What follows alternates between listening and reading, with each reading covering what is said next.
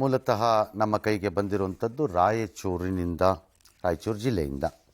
ವಿಚಿತ್ರ ಕಾರಣ ಭಾಳ ಸರಳ. ಸರ್ಕಾರವೇ ತನ್ನ ಯೋಜನೆಗೋಸ್ಕರ ಸ್ಥಳಾಂತರ ಮಾಡುವ ಕೆಲವು ಜಾಗಗಳ ಹಣೆ ಬರಹ ಇದು. ಸ್ಥಳಾಂತರ ಮಾಡುವಾಗ ಇರುವ ಉತ್ಸಾಹಗಳು ಮಾಡಿದ ಮೇಲೆ ಇರಲ್ಲ ಸರ್ಕಾರಗಳಲ್ಲಿ. ಅವ್ರಿಗೆ ಆ ಕ್ಷಣಕ್ಕೆ ಅದು ಆಗಿಬಿಟ್ರೆ ಸಾಕಾಗಿರುತ್ತೆ. ಹಾಗಾಗಿ ಇಂದ್ರ, ಚಂದ್ರ, ನಕ್ಷತ್ರ ಎಲ್ಲ ತೋರಿಸಿ ಸ್ಥಳಾಂತರ ಮಾಡಿಬಿಟ್ಟಿರ್ತಾರೆ. ಇದು it's not A one problem. ಇದು ಈ ಥರದ್ದು ತುಂಬ ಕಡೆ ಇರುತ್ತೆ ಈ ಥರದ್ದು. ಅದರಲ್ಲಿ ಈ ಕತೆ ಅಂದರೆ ರಾಯಚೂರು ತಾಲೂಕಿನಿಂದ ಬಂದಿರೋವಂಥದ್ದು ಈ ಕತೆ ಇನ್ನೂ ವಿಚಿತ್ರ. ಸ್ಕೂಲ್ದು ಇರಬಹುದು, ಬಟ್ ಆಟೋಮ್ಯಾಟಿಕಲಿ ಆಗಬೇಕಾಗಿದ್ದಿದ್ದು ಹೇಗಾಗಲ್ಲ ಅನ್ನೋಕ್ಕೆ ಒಂದು ಸಾಕ್ಷಿ ಅಷ್ಟೆ. ಆಲ್ ರೈಟ್, ನೋಡೋಣ, let's see how it will proceed.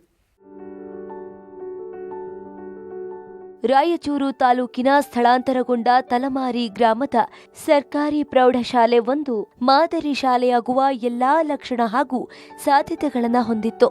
ಆದರೆ ದುರಾದೃಷ್ಟವಶಾತ್ ನಾನಾ ಸಮಸ್ಯೆಗಳನ್ನ ಎದುರಿಸುತ್ತಿದೆ. 2009 ತುಂಗಭದ್ರಾ ಪ್ರವಾಹದಿಂದ ಗ್ರಾಮವನ್ನ ಸ್ಥಳಾಂತರ ಮಾಡಲಾಗಿದೆ. ಆದರೆ ಜನ ಮಾತ್ರ ಹಳೆಯ ಊರಲ್ಲೇ ಉಳಿದಿದ್ದಾರೆ. ಹೈಸ್ಕೂಲ್ ಮಾತ್ರ ಹೊಸ ಊರಿಗೆ ಶಿಫ್ಟ್ ಆಗಿದೆ. ಪ್ರಾಥಮಿಕ ಶಾಲೆ ಹಾಗೂ ಪ್ರೌಢಶಾಲೆಗೆ ಅಂತಲೇ ಹೊಸ ಕಟ್ಟಡ ನಿರ್ಮಿಸಲಾಗಿದೆ. 2016ರಲ್ಲಿ ಪ್ರೌಢಶಾಲೆ ಮಾತ್ರ ಹೊಸ ಕಟ್ಟಡಕ್ಕೆ ಸ್ಥಳಾಂತರಗೊಂಡಿದೆ. ಪ್ರಾಥಮಿಕ ಶಾಲೆ ಹಳೆಯ ಊರಲ್ಲೇ ಉಳಿದಿದೆ. ಆದರೆ ಪ್ರೌಢಶಾಲೆಗೆ ರಸ್ತೆ, ನೀರು, ಸಾರಿಗೆ ಸೌಲಭ್ಯಗಳು ಮಾತ್ರ ಮರೀಚಿಕೆಯಾಗಿ ಉಳಿದಿವೆ. ಸ್ಥಳಾಂತರಗೊಂಡಿರುವ ಪ್ರೌಢಶಾಲೆಗೆ 2016ರಿಂದಲೂ ನೀರಿನ ಸಮಸ್ಯೆ ಇದೆ. ಇಲ್ಲಿನ ಶಿಕ್ಷಕರೇ ತಳ್ಳು ಗಾಡಿಯಲ್ಲಿ ನೀರು ತರಬೇಕು, ಇಲ್ಲ ಪ್ರತಿ ಸಾರಿ ಟ್ಯಾಂಕರ್ ಮೂಲಕ ನೀರನ್ನ ತರಿಸಿಕೊಳ್ಬೇಕಿದೆ.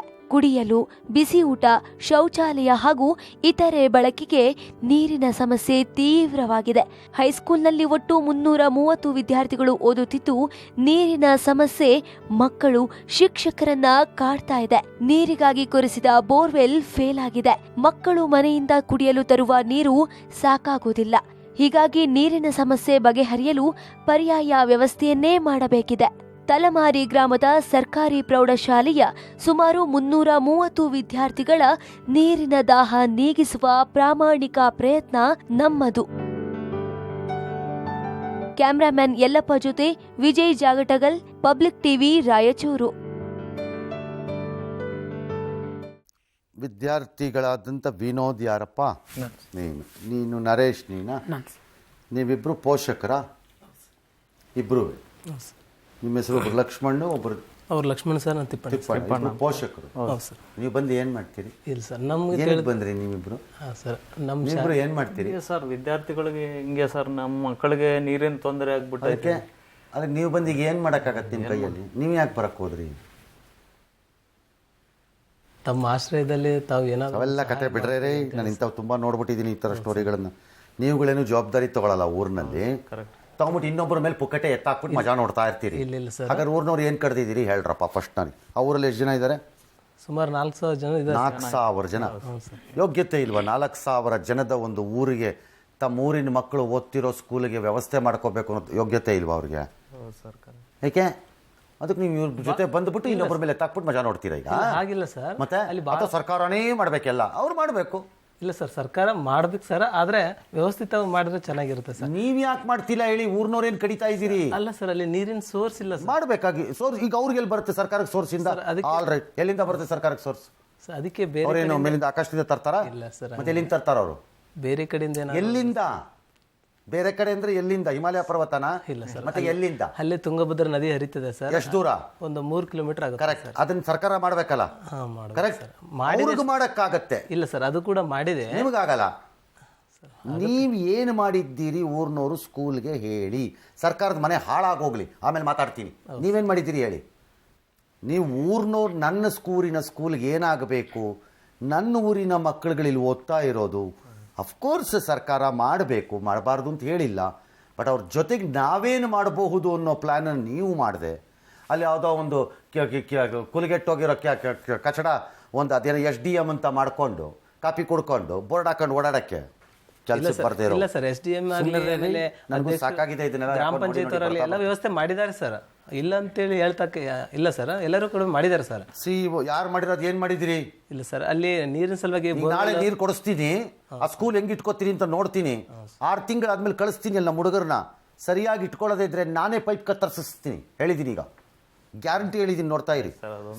ಎಕ್ಸಿಕ್ಯೂಟಿವ್ ಆಫೀಸರು ಅಲ್ಲಿ ಜಿಲ್ಲಾ ಪಂಚಾಯಿತಿ ಚಂದ್ರಶೇಖರ ಪವಾರ್ ಅವರು. ನಮಸ್ಕಾರ, ನಾನು ರಂಗನಾಥ್ ಮಾತಾಡ್ತಾ ಇದ್ದೀನಿ. ತಮಗೆ ಕೇಳಿಸ್ತಾ ಇದೆಯಾ? ನಮಸ್ತೆ ಸರ್, ಕೇಳಿಸ್ತಾ ಇದೆ. ಇಲ್ಲಿವರೆಗೂ ಇಲ್ಲಿ ಯಾರೋ ಇಬ್ಬರು ಪೇರೆಂಟ್ಸು ಮಕ್ಕಳು ಬಂದಿದೆ, ಅವ್ರಿಗೆ ಕ್ಲಾಸ್ ತಗೊಂಡಿದ್ದೀನಿ. ಒಂದು ಎಲ್ಲನೂ ಸರ್ಕಾರ ಮಾಡಬೇಕು ಅಂತಂದರೆ ಹೆಂಗೆ ಸಾಧ್ಯ? ನಿಮ್ಮ ಊರಿನವ್ರ ಪಾತ್ರ ಏನು ಅಂತ ಹಿಡ್ಕೊಂಡು ಕೂತಿದ್ದೆ ಇಷ್ಟೊತ್ತು. ನೀವೇನಂತೀರಿ? ನಾನು ಹೇಳಿದ ತಪ್ಪ? ಇಲ್ಲ ಸರ್, ಸರ್ಕಾರದ ಜೊತೆನೂ ಪಬ್ಲಿಕ್ ಕೂಡ ಸಹಕಾರ ಇರ್ಬೇಕು ಸರ್. ಈಗ ಆ ಸ್ಕೂಲ್ಗೆ ಹೆಂಗೆ ನೀರು ತೊಗೊಂಡು ಹೋಗ್ಬೋದು ಹೇಳಿ ಸರ್ ನನಗೆ. You are the best man, my guide and philosopher. ಈಗ ಹೇಳಿ ಸರ್.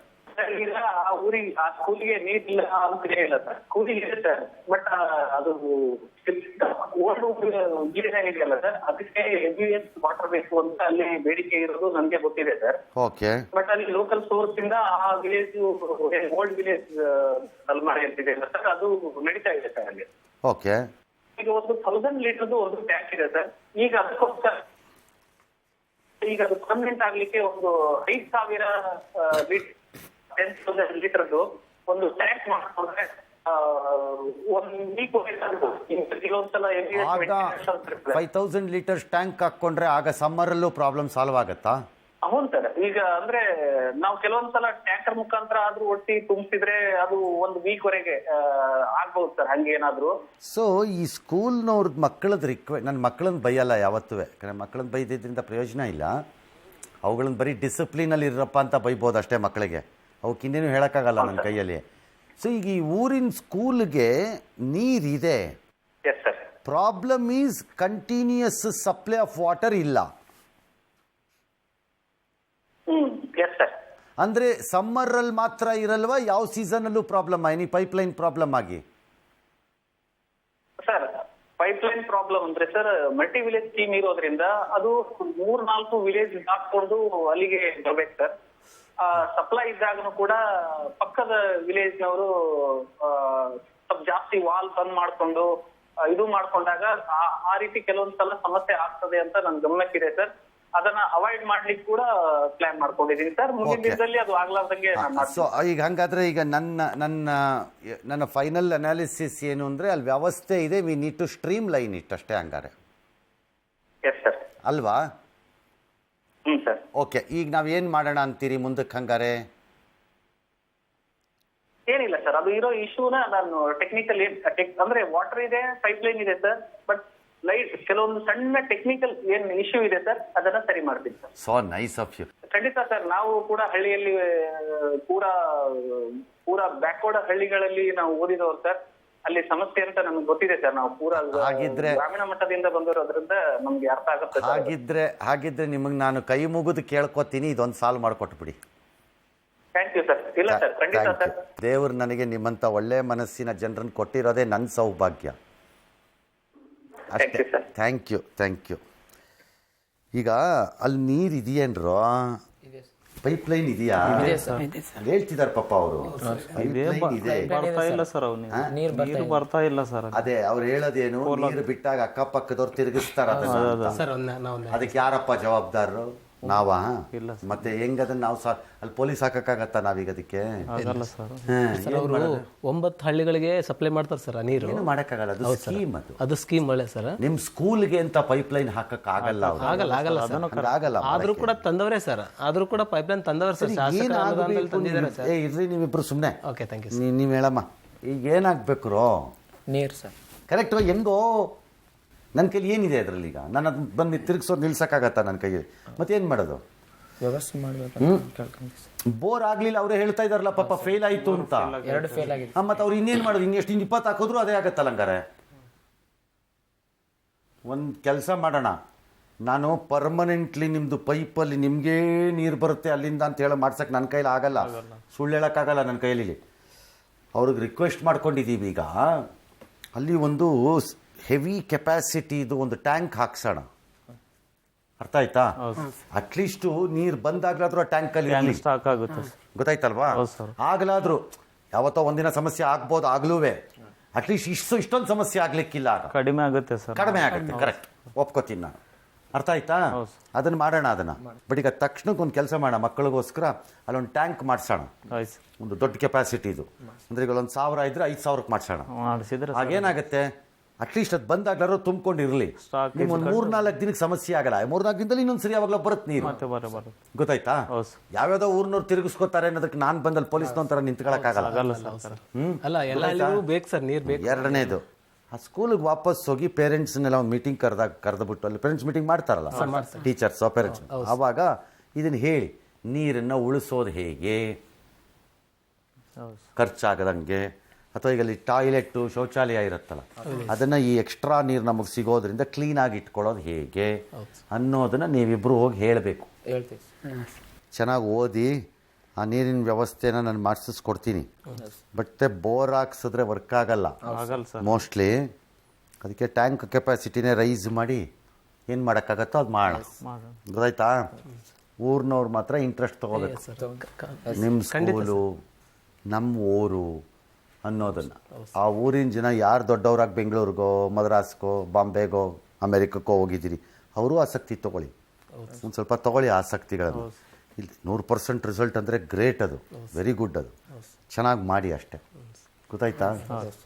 ಏನೇ ಸಮಾಚಾರ ಬೇರೆ ಸರ್? ಆಮೇಲೆ ಮಕ್ಕಳಿಗೆ ದೂರದ ದಾರಿ ಆಗುತ್ತೆ ಸರ್ ಅದು. ಆ್ಯಕ್ಚುಲಿ ಎನ್ ಮಲ್ಕಾಪುರ ಅಂತೇಳಿ 8ರಿಂದ 9 ಕಿಲೋಮೀಟರ್ ದೂರ ಆಗುತ್ತೆ ಸರ್. ಆ ಮಕ್ಕಳು ನಡ್ಕೋತೆ ಬರ್ಬೇಕು. ಆಮೇಲೆ ಪೇರೆಂಟ್ಸ್ ಬಿಡ್ಬೇಕಾಗುತ್ತೆ ಸರ್. ಪರವಾಗಿಲ್ಲ, ಬಿಡ್ಲಿ. ಅಟ್ಲೀಸ್ಟ್ ಬಸ್ ಬರುತ್ತೆ ಸರ್, ಆ ಟೈಮಿಗೆ ಬಂದ್ರೆ ಸ್ವಲ್ಪ ವರ್ಕೌಟ್ ಆಗುತ್ತಲ್ಲ ಸರ್. ನನಗೆ ಗೊತ್ತಿಲ್ಲ, ನನಗೆ ಇಲ್ಲಿರೋದು ನೀರಿಂದು ಮಾತ್ರನೇ ನಾನು ತಗೊಳ್ಳೋದು. ನನ್ನ ಕಡೆ ನೀನು ನಿಲ್ದೇ ಇದ್ದೀನಿ ನಾನು ತಗೊಳ್ಳೋದು. ಹೌದು ಸರ್. ವಿಚಾರಗಳು ಅಂತ ನೀವು ಹೋಗಿ ನಿಮ್ಮ ಊರಲ್ಲಿ ನಿಮ್ಮ ಲೋಕಲ್ MLA ಯಾರಿದ್ದಾರೆ ಅವ್ರನ್ನ ಕೇಳ್ಕೊಳ್ಳಿ, ಅವ್ರ ಕೈಲಿ ಮಾಡಿಸ್ಕೊಳ್ಳಿ. ಯಾರು MLA ನಿಮಗೆ? Sir Daddal Basanagouda sir. ಅವ್ರ ಹತ್ರ ಹೋಗಿ ಮಾಡಿಸ್ಕೊಳ್ಳಿ. ಗೊತ್ತಾಯ್ತಾ? ನನ್ಗೆ ಆಗದೆ ಇದ್ದಿದ್ದಕ್ಕೆ ನಾನು ತಲೆ ಹಾಕಲ್ಲ. ಇಲ್ಲಿ ನನಗೆ ಹೇಳಿರೋದು ಮಕ್ಕಳಿಗೆ ನೀರಿನ ವಿಚಾರ ಸಾಲ್ವ್ ಮಾಡಿಸ್ತೀನಿ, ಅಷ್ಟು ಮಾತ್ರ ಹೇಳುತ್ತೆ. ಗೊತ್ತಾಯ್ತಾ? ನಿಮಗೂ ಗೊತ್ತಾಯ್ತಾ? ನಿಮಗೂ ಗೊತ್ತಾಯ್ತೇನಯ್ಯ? Very good.